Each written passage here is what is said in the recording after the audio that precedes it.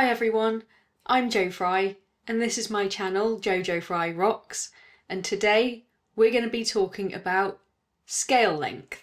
So after the video that I made last week with Rob Warren from the Mini Guitar Society, I started thinking about scale length as a whole. So in that video we were talking about smaller scale 22 inch and below, or 22, 23 inch and below scale length guitars. And that really got me thinking about how the different scale lengths of guitars affect the overall playability and feel of a guitar. And I think it's actually one of the features that has more of an influence and more of an effect on that overall playability than possibly anything else. I made a video a while ago about fretboard radius, this one, and whether or not that matters, which is something that I've never felt has particularly bothered me in terms of all the different fretboard radiuses that my guitars have got.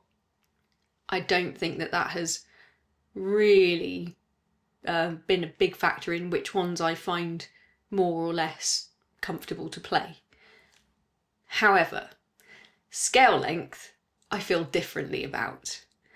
I feel like that is a massive factor, not only in how easy or difficult I find any given guitar to play, but also in terms of the types of techniques, I suppose, or the different playing styles that you might have.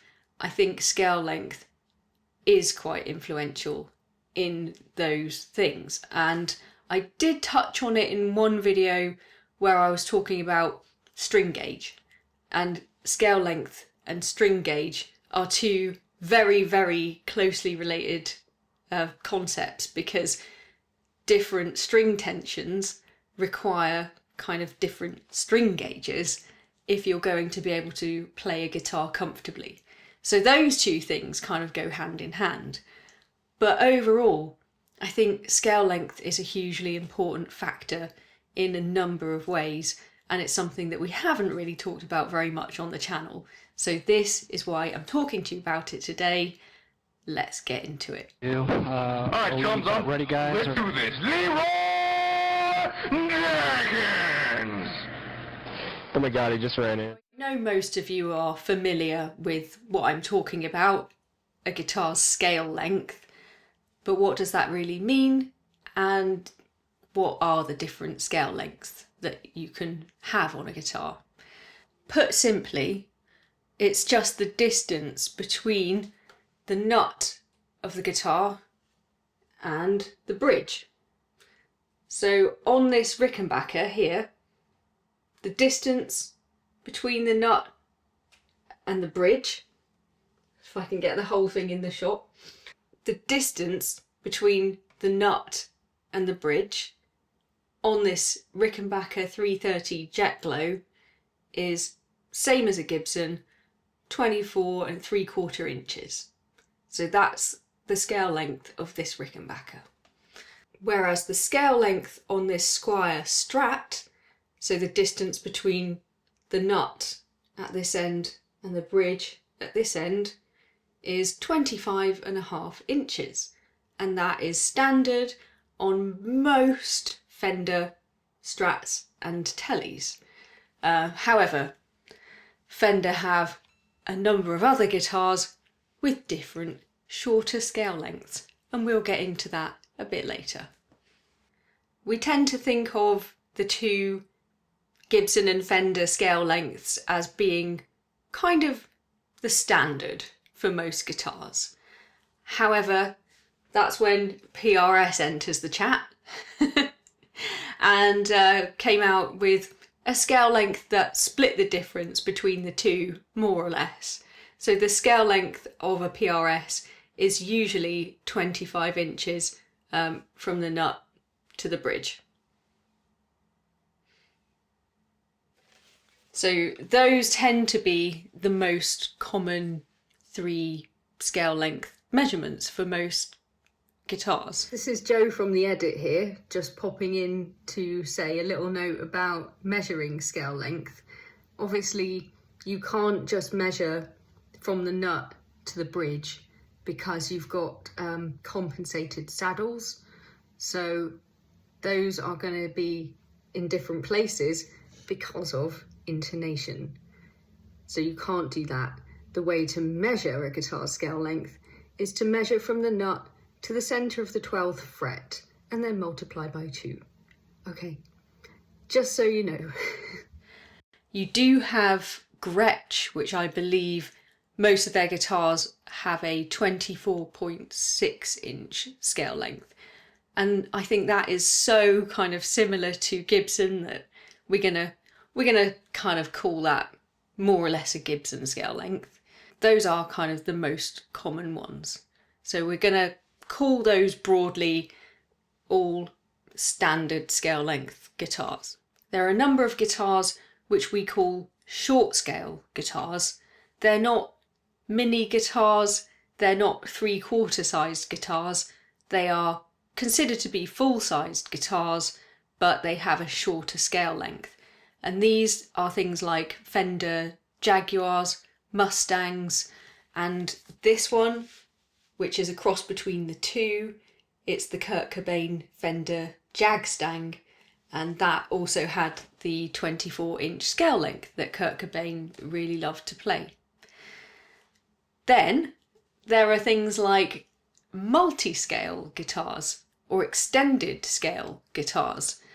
These tend to be for players who like to really down tune the strings. You have a longer scale length on the bottom strings than you do on the top strings, so you can down tune the bottom strings and get that heavy sort of chugging down tuned sort of playing on the bottom strings, but the top end of the fretboard will be the frets will be kind of fanned, and there will be a shorter end of the fretboard so that you can still play the top strings kind of normally and do string bending and things.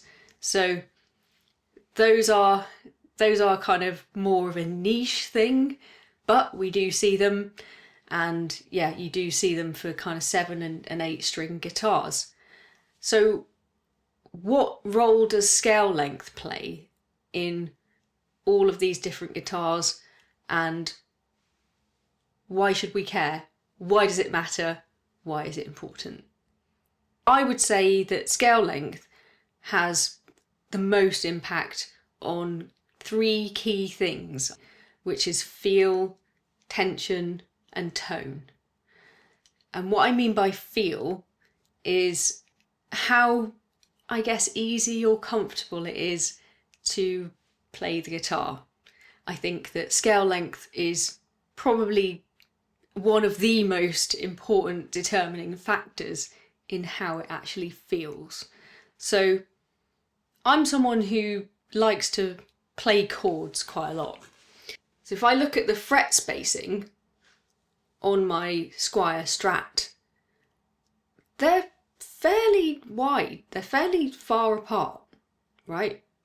So if I need to kind of stretch across a few frets to fret a chord, I might struggle. I might find that a little bit difficult. If I'm trying to just play an F chord at this end, like, I can do it, it's fine, but it's a little bit of a stretch. If I want to do the same thing on my Rickenbacker, that to me feels markedly easier. That feels noticeably different and much less of a stretch across those first 3 frets. That's obviously because on a longer scale length, the frets are more spaced out. With a shorter scale length, they're closer together. Makes sense, right? This can be a big deal depending on your hand size and your reach. you know, the kind of stretch that you can get in your fingers. But also, depending on, you know, medical conditions and things like arthritis and things, you know, you may not actually have the ability to kind of spread your fingers very widely like that. So having a guitar with a shorter scale length, as we were kind of picking up on with Rob in the video that we did about mini guitars, having less space between the frets can make your life quite a lot easier as a player.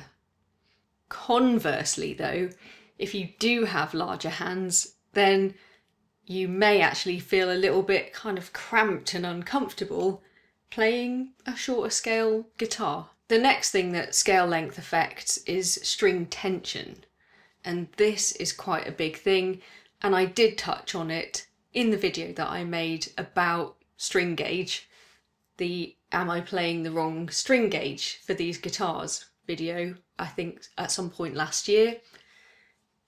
It did transpire that certain guitars are better with certain string gauges, mainly because of scale length. The simple fact that a longer scale length is going to give you greater string tension, greater pull across the length of the guitar. And what that means is that you can get a lower action on the guitar without it buzzing against the frets. So that's good. However, that greater tension can result in it being a little bit more difficult to do certain techniques like bending and vibrato. Those things can feel a little bit less fluid on guitars that have got a longer scale length and therefore more tension in the strings. String tension obviously also affects tuning. So if you like to tune down, if you like to play in drop D or E flat or even lower than that, if you're a lover of death metal or something, if you want to down tune, then having a longer scale length is going to be your friend here. You need that increased tension, otherwise your strings are just going to be all floppy and like spaghetti. A greater string tension can actually also help with intonation or kind of tuning stability. I think it's easier to keep them in tune, and I think it's easier to intonate a guitar with a longer scale length, but maybe that's just in my personal experience. Let me know in the comments, what do you think? The third way in which scale length, I think, really importantly affects the guitar is in terms of the tone. And I know there's endless debate back and forth about where does guitar tone come from, but I do think actually that one of the things that does affect it is scale length, because typically what you see is that the longer the scale length and the greater tension on the strings, you tend to find a brighter, clearer, snappier tone than you do in the sort of Gibson style guitars with the shorter scale length that do often tend to sound sort of warmer. You get kind of a richer tone. There's a whole bunch of reasons for that, but I do think that scale length is one of those reasons. Another aspect of scale length and playability is about the fret spacing as you get higher up the neck. So of course, with the longer scale length, the 25.5 scale length, which tends to be your kind of Fenders and Ibanez, your super strats, that kind of guitar, you get more space obviously between the frets right up at the top end of the neck, and that obviously gives you more space to access those frets and makes it probably easier to play faster, particularly if you're able to get a lower action and more clarity. So this is one of the reasons why I think a guitar with a longer scale length tends to be the choice for players who like to play fast, who like to shred, who like to play a lot of solos and things like that. And obviously that's not, 100% of all players all the time, because of course there are players who play Gibsons and SGs and other guitars with shorter scale lengths who still can shred. You absolutely can. I do think you can play any genre of music on any guitar, but what I'm talking about is the way that guitars kind of lend themselves more easily or more naturally to one technique or style of playing than another. And so obviously, sort of conversely, where you have a 24 3/4 inch or 24.6 type guitar, like a Gibson, like a Les Paul, like an SG, you tend to get reduced string tension, which makes all the kind of bends and vibrato a bit easier. You get that kind of smooth, plays like butter feel to that kind of playing. Your chord playing can feel that bit more jangly and loose, whereas playing chords, rhythm playing on a 25.5 inch scale length guitar like a Strat or a Tele can have a much more aggressive attack. But again, that's not true 100% of the time. It's just an observation that this is what tends to happen on these different scale lengths. And of course then you have your 25 inch scale length, which I genuinely feel 100% genuinely believe is the best of both worlds. I do personally feel that 25 inches is the perfect sweet spot. It's the happy medium. I've always said I feel that my PRS is the easiest guitar to play that I have ever owned or played. And I think one huge reason for that is the 25 inch scale length. It just seems to work for me perfectly for any type of music, genre, style, technique that I want to play. But what about all the rest? What about the other scale lengths that we don't actually see very often, like the Jagstang, the Jaguars, the Mustangs, etc. So anything that is under 24.5 inches really is considered to be a short scale guitar. These instruments were originally, in Fender's case, designed to be student or beginner instruments. They weren't necessarily for children. They were designed to be easier to play, maybe for younger people, younger players, perhaps with smaller hands, but anyone just starting out learning the guitar, because that fret spacing is that bit closer together, it would make chords easier to play, it reduced the string tension, so you don't have to put in as much effort to hold the strings down. And overall, they were smaller and less unwieldy, I guess, than what we consider to be a full-sized guitar. However, they became super, super popular on the kind of punk and indie scene, and in surf rock as well. These guitars had a unique sound, particularly in terms of rhythm playing and those loud, heavy, punchy power chords that we all know and love from bands like Nirvana. So how do you go about deciding what scale length is going to work the best for you as a player? I think it's a very individual thing. As I've said, my favourite scale length is the PRS 25 inches. I think that's the sweet spot. I think it's absolutely ideal.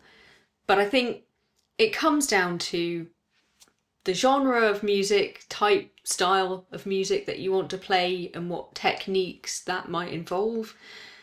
Your own playing style, so what types of techniques you like to use as a player, and how comfortable or uncomfortable you can tolerate or enjoy being while you're playing guitar. If you're playing music that has a lot of heavy, low tunings, then it would seem to be better to go for a guitar with a longer scale length that can support that drop tuning because of the greater string tension. I think that is kind of obvious and self-explanatory, and that's why you see certain bands, I think, leaning more towards certain types and styles of guitar rather than others. But that's not to say that it's not possible, it's just makes your life a little bit easier, I guess. If you want to conversely play sort of jangly Britpop kind of music, or, you know, British Invasion sort of 1960s style, obviously something like a Rickenbacker is perfect and ideal and the exact thing that you want for that kind of music. Although, as I've said, it's obviously not that any guitar has to be confined to any given genre of music. We know this. I think your own personal playing style comes into it. So, do you play more sort of rhythm style, you know, chords? Do you play riffs more? Is that more of your bag?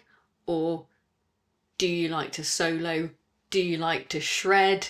Are you a blues player? Do you like to do all those bends and vibrato techniques? I think that is something that you need to think about in terms of how that's going to work on guitars with different scale lengths. And they obviously lean towards those different techniques and different styles. So what do you want to play, or what do you want to play on that guitar, maybe, more specifically? And then it's just a matter of your own personal comfort. So how big are your hands? How stretchy are your fingers? And, you know, what do you feel like when you're playing it? If it's not comfortable, maybe it could be because the scale length is either too long or too short for you, for your natural playing position. And as I've said before, I've found there are certain things that I can play so much more easily on the PRS than I can on my other guitars. So these aren't hard and fast rules, obviously, and if you want to do chicken picking country and western style playing on your headless Schecter, then you go for it. You do you. But I think just knowing some of this helps to inform you to choose the tools for any particular job that you're wanting to do. So overall, that's why I think that scale length matters. And I think the best thing that you can do as a guitarist is try to get a physical feel, an experience of playing guitars of every different scale length that you can.